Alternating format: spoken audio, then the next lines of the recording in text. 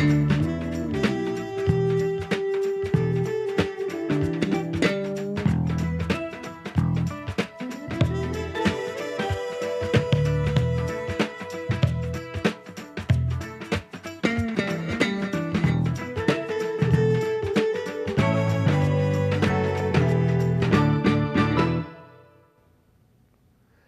about how quickly our world is changing today and how technology is driving much of that change. The internet is less than 25 years old, but social media that depend on connectivity provided by the web can spur social, political, and even military revolutions. We are wired, connected, and Bluetoothed to every conceivable iProduct out there. That is, until developers conceive something new, which in this world takes about 20 minutes. I'm Chuck Cantrell, and this is Metro Campus, the UTC Report. Today we're talking about technology at UTC and how it's being used to enhance teaching and learning and preparing students for success in the 21st century. So come back for Metro Campus, the UTC Report.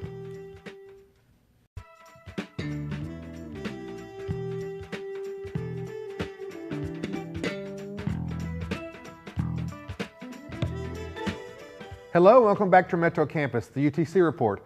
I'm Chuck Cantrell. Can you imagine what the world would be like without the internet, or cell phones, or GPS systems? Many of us don't have to imagine because all of these products have come into being in the past 25 years. When I was in college, instructional technology was an overhead projector, and I thought the greatest invention of all time was the copying machine, which allowed me to make copies of research rather than writing down all my notes in the library. Fast forward 25 years, and we now live in a world where technology is everywhere, and everyone uses technology in some way. Today's college students have grown up texting, connecting with friends every minute of the day through social media, gaming with complete strangers around the world, and yes, even occasionally making an actual phone call on their cell phones. Technology isn't special to them, it's just part of every aspect of their lives, including education. My guest today oversees technology at UTC. He makes sure UTC faculty members are teaching students with technology relevant in every specific discipline, and he oversees the area that keeps the campus's financial, registration, records, and communication technologies running. Tom Hoover is Associate Vice Chancellor of Information Technology and Chief Information Officer at UTC. Tom, welcome to Metro Campus. Thanks so much for being here. Thanks for having me. So tell us a little bit about how did you get into technology and how did you develop this career? It was kind of a random thing. I was my second year in grad school at Pepperdine. I was in the School of Public Policy there, and I happened to have some of my friends worked in the computer lab there at the undergrad college, so I just started working there just to pick up some extra money, and that's pretty much how I got my start. I always kind of loved technology and loved kind of tinkering with things, and then it pretty much just took off from there. So your background is actually in public policy. Yes. That's a sort of big jump. How did you prepare yourself for all the information technology and all the hardware and software and all the knowledge that you have to have? I guess I just kind of really enjoyed it, so became kind of a nerd in a way, but just really loved reading about it, kind of tinkering with things and see how they worked, playing with computers, and if this didn't work, we'll try this, break it, fix it. You know, a lot of ways, a lot of people in IT get involved just playing. Yeah, actually, there's an IT person who works in our area whose degree is in meteorology, so the path there is sort of different. Yeah. So tell me a little bit about how you went from graduate school and eventually came to UTC.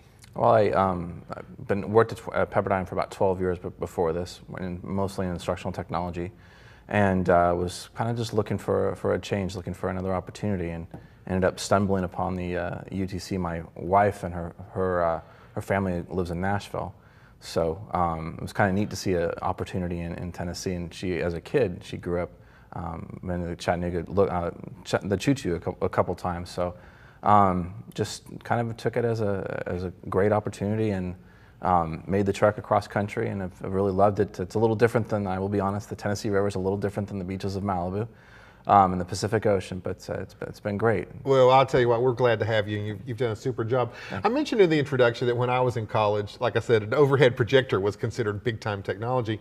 If someone has not been in a college classroom or even just a secondary classroom for a while and they aren't familiar with the technology that they're going to run into, tell us a little bit about what would be considered sort of just almost basic instructional technology that everybody sort of has to have. Pretty much a projector is a standard in all classrooms, and most classrooms have computers as well. and then a DVD VCR combo. It's interesting because now it's weird because in a classroom, if a projector goes down or the wireless goes down, you almost lose the entire class. When I was in college, I mean, it was, the internet was just starting to get going, but you wouldn't lose an entire class. In fact, I mean, they used overheads just like you said earlier. But it's totally changed that they are dependent on technology in the classroom. And pretty much if the projector doesn't work, it's pretty much shut down the classroom for the rest of the day because the teacher can't, most likely can't be able to teach what they were intending to teach. And so, I mean, tell me a little bit about what they're doing with it. I mean, having it is one thing, but what actually is happening that they depend so much on this technology? Well, in a lot of cases, they're using PowerPoint or some type of, to show a presentation of what their materials. They're also bringing in resources from all over the world. In some of our classrooms, we have video conference equipment that can literally bring in a speaker from the other side of the world. I've done it before where we've video conference with China, with London or with England. That's the neat thing about what the technology is doing. You're actually able to bring in the entire world to Chattanooga. At the same time, you're also to bring the Chattanooga to the world. Other things as far as even videos that are relevant to a material that they're studying in class, that's great. It's a great way to enhance the learning experience, and it enables more learning. And that's, I think I think that's really something that's, as opposed to you have a sort of, a course book and you've got a book now. You literally have resources to the entire world now in a class, which is great. I know my son is in college now, and every textbook he gets comes with a CD that he uses, and he can connect to all kinds of things. Tell me a little bit about how you juggle the technology requirements. I would assume for, say, a history major would be significantly different perhaps than the technology requirements for a computer science major. So how do you juggle all those requirements and all those different programs and everything? It's difficult. I mean, that's where you have to kind of customize the technology and customize the experience there's no, I mean, yes, you talked about basics earlier. Yes, a basic in a classroom would be a projector, audiovisual technology and speakers and those kind of things. But then when you get into more specific things based on the program, because it's not a cookie cutter, the same technology doesn't work in every class, and some professors choose to teach other ways of doing it. So it is a kind of a challenge, but my whole thing is it needs to be customized and it needs to be based on really what the technology works. It's one of the things we do far too much, at least in technology higher ed, is we buy technology and we roll it out, but we don't really work with the faculty. We don't know if they, we don't work with them to see if they actually really want to use it before. So it doesn't get used. So the other thing is really to work closely, really the answer to your question is to work closely with faculty members to determine what's the technology that will work best for that class. I tell you what, we're going to have to take a break. When we come back, we'll continue our conversation about technology at UTC.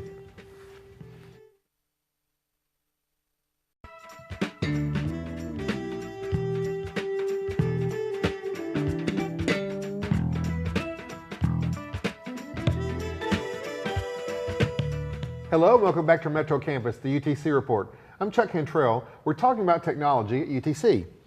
Tom, how do you avoid sort of just folks getting sort of like technology overload? It seems like there's so many, we were talking about all this connectivity and all of these devices.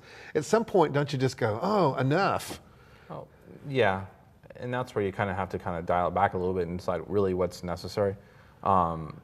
Is this really serving the purpose, or are we just buying technology to buy technology? Which, that happens a lot. And that's my whole thing is that if you buy something but don't fully utilize it often, and I'm not saying we do this a lot, but a lot of institutions, other institutions of course, buy technology but you don't really utilize every part of it. So that's definitely overload can occur, and that's kind of natural. And that's why sometimes it's kind of nice to just take a break and kind of dial it back a little bit with technology and everything. Yeah, I have to say, I'm always amazed. Just the fact that I can walk around on a phone anywhere I go is kind of cool to me. The fact that it does all this other stuff is just like, it's just amazing. So what's coming down the pike? We've talked a lot about the stuff that we're doing now. What do you see in the future if you look at the crystal ball for technology? Well, I think you're going to continue, mobile is going to continue to be, the percentage of laptops versus tablets is just, you're going to see a lot more investment in tablets. You can see smaller. The new iPhone coming out. The iPhone hasn't been around that long. The iPhone now, from what I hear, is actually more technology than actually took us to the moon. So I think you're going to continue to see smaller, better, better, faster, being able to do more things. I think you're going to continue to see kind of integrated, where your phone can do obviously a ton of things, not just be a phone anymore. And I think you're going to continue to see more technology like that. Apps, obviously, Microsoft seems to be doing better than they have in their latest releases. I'm losing my mind I don't remember what the new device that they have out seems to be doing pretty well. So I don't think you're going to necessarily see desktops aren't the thing anymore, or rarely. I mean, you don't see them as much or prevalent more. It's more mobile, so you can take it and move it around. Yeah. It just seems to me that there are certain jobs, certain tasks that are still going to be easier to perform on something a little bit bigger. Yeah. And so is that why we just have, instead of replacing, we just add to and get more and more devices? I think so. The other thing I think you're going to see a lot more of the data mining. This is something that the university is working on. In fact, we're developing programs for this. But we have all this data out there now. It's actually being able to mine this data and being able to use this data for predictive analytics. We're doing it for our programs here to help our students for retention purposes, to help them better get through school and to get out earlier. So I think, that's all this. All these devices are creating all this data now, and I think that's going to be that is the next big thing, is what to do with this big data, and how we utilize that to create an efficient or a better business, or for a better university for our students. I know that that's one of our big programs that we're developing in computer science, is the big information and data analytics. Yeah. Are we tracking students? Do we follow students? When you say data, then what kind are you exactly? As far as being able to assist them if they're not coming, we do some for attendance. For our freshmen, we track make sure they go to class and they don't. It's for us to be able to reach out to them, to be able to say, hey, if you need some help, we can help you before you get too far down the line, for retention purposes. And like predictive modeling. Yes, exactly. And also there's some technology out there that allows you to go ahead and predict what class should you pick. Yeah. What class are you going to do well because you did well in this class? What's another class you do well with your major? Yeah. So it's those kind of things, and also being able to assist with math and being able to help students. I'll tell you what, we're at okay, stop now. That's all the time we have. If you'd like more information about UTC's Division of Technology or anything we discuss at Metro Campus, you can always find more by visiting the UTC website at www.utc.edu. Thanks for watching. See you next month.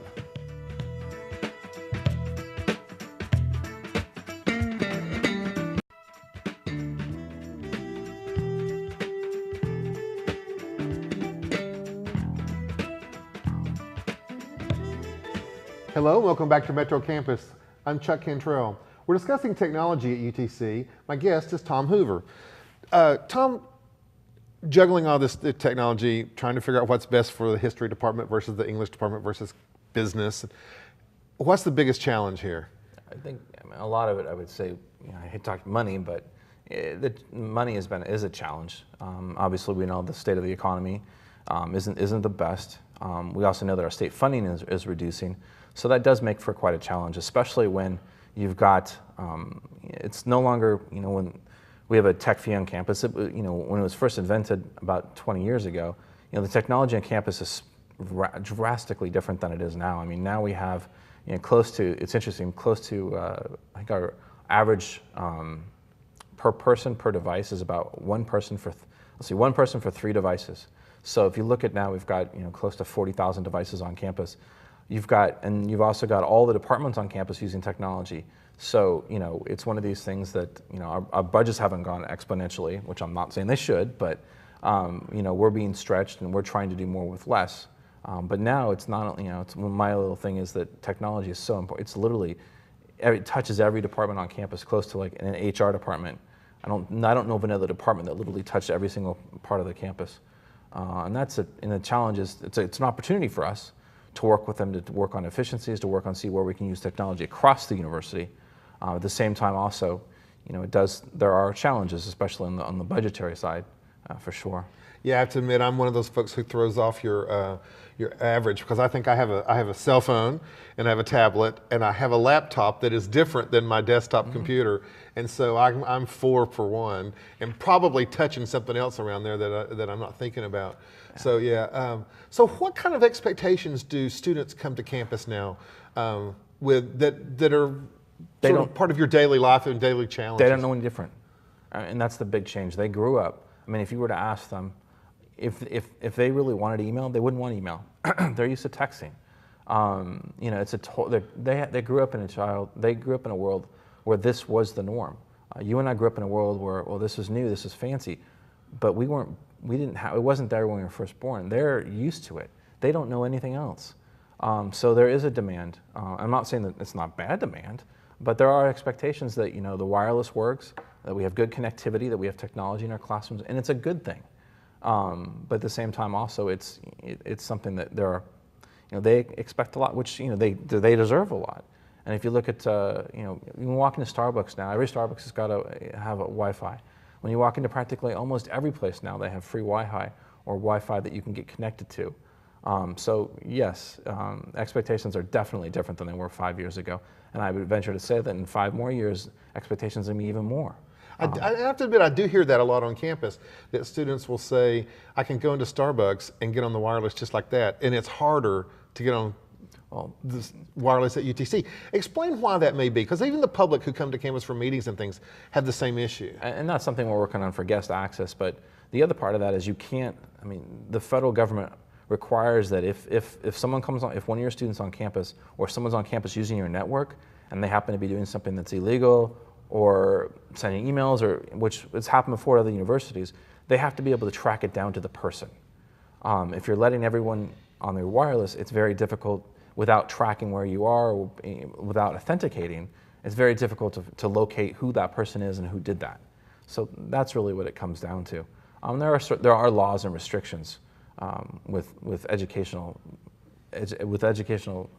places that actually require certain things. Yeah. So we are working to improve our guest access, but at the same time, you have to understand, if we let everyone in the world in there, that's also bandwidth that's being used, taken away from our students as well, which I can tell you they definitely use their bandwidth a lot. Yeah, I was going to ask about that too, because you think about, you know, we're not just a 8 to 5 business where people come and work and then they leave. We're really a 24/7 operation, especially during the school year, and we're not talking just, you know, I'm pretty confident that there's some other kind of technology going on, gaming and things like that probably isn't always school related. I'm sure that all of our students are doing all their research on YouTube, you know, at night and everything, and Netflix, of course, and lots of Xboxing, which is our 2 of our largest wins. Yes. So how do you plan, and how do you even know what they're going to do, and how do you just be prepared for that? We do a good track as far as we monitor all those things. So.